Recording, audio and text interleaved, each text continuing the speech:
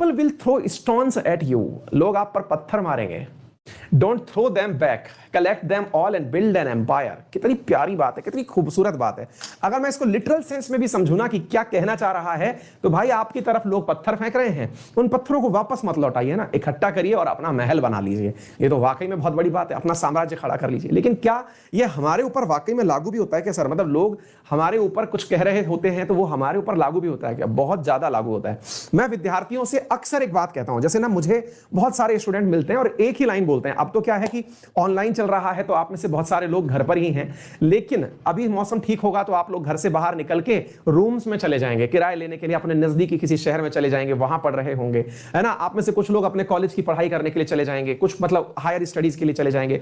पहले जब हम भी ऑफलाइन में पढ़ाया करते थे तो बहुत सारे बच्चे हमसे आकर के बहुत जेन्युइन बात कहते थे, सर मैं तो घर तब का गया हूं। कब का गया हूं? बोले सर मैं ना दिवाली पे गया था, अब मेरा घर जाने का मन नहीं करता सर, क्योंकि मैं कमरे पे ही ठीक हूं।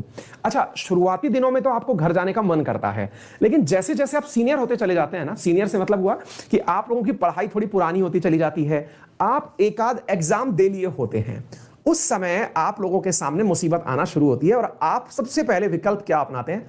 घर जाना बंद, शादी फंक्शन में जाना बंद, किसी से मिलना जुलना बंद, अपने विशेष रूप से जो रिश्तेदार हैं ना उनसे मिलना बंद। ठीक है, और इसकी जगह पर हम अपना जो समय अपने पास था उसका उपयोग अपने दोस्तों के बीच बैठने में, कमरे पर पड़े पड़े मूवी देखने में, और कुछ नहीं है तो सोने में, दोस्तों के साथ घूमने में, टहलने में, चाय की थड़ी पर बैठने में, इनमें बिताते रहते हैं। और हम सोचते हैं कि बहुत बढ़िया है। अक्सर मैंने इसका नाम दे रखा है कबूतर मोड, कि दुनिया को लगे कि आपने आंख बंद कर ली तो संकट समाप्त हो गए। कबूतर की गलतफहमी होती है ना, जब बिल्ली उसके सामने आ जाती है तो कबूतर आंख बंद करके बैठ जाता है कि ठीक है अब बिल्ली तो गायब हो गई, लेकिन वास्तविकता में बिल्ली को तो कबूतर दिख रहा है ना। आप में से भी जो विद्यार्थी ऐसा काम करते थे, वो आप में से कई ऐसे होंगे, और अगर हाँ हो तो जरूर मुझे कमेंट बॉक्स में बताइएगा। उनसे मैंने जिनसे भी पर्सनली मिला उन सबको मैंने एक ही गाइडेंस दिया और यही कहा, जितना हो सके घर जाएं, जितना हो सके। अगर आपको मिल रहा है, मैं अपनी बताऊं, जब भी मैं पढ़ता रहा हूं मेरा टारगेट होता था कि 15 दिन में घर पहुंच जाना है, और घर पहुंच करके कैसे भी, आप कहेंगे सर आप तो शादीशुदा थे तब भी पढ़ रहे थे, मैं बाहर जब भी पढ़ा हूं, मैं आईआईटी में था तब भी 15 दिन में घर आ जाता था, कैसे ना कैसे जुगाड़ लगा के, चाहे ट्रैवल में ही रहूं मैं पूरे टाइम, लेकिन घर आना। होता क्या है ना साथियों, अपने घर वालों को पूरे दुनिया की बातें अपन को सुनानी होती हैं कि फलाना यूं कह रहा था, अंकल जी यूं कह रहे थे, ताऊ जी यूं कह रहे थे, सबकी बातें अपन को सुनानी है। और कहीं ना कहीं उसमें आपकी जिक्र जरूर होती है।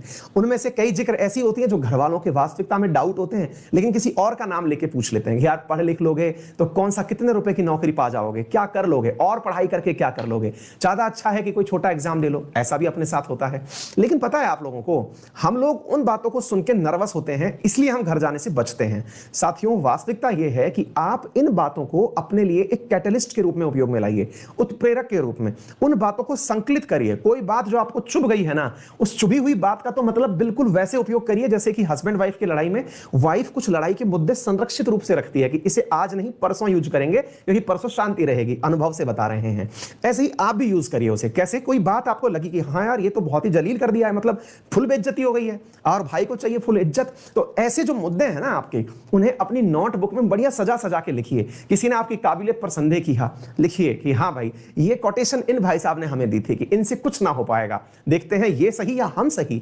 फिर कोशिश करिए। देखिए आपको किसी से मोटिवेशन की जरूरत नहीं है। हमें लगता है कि दुनिया की कई हुई बातें सकारात्मक रूप से अगर ले ली जाए ना, तो आदमी एकदम बिल्कुल फ्रंटियर मेल होकर हुसैन बोल्ट हो जाएगा, है ना।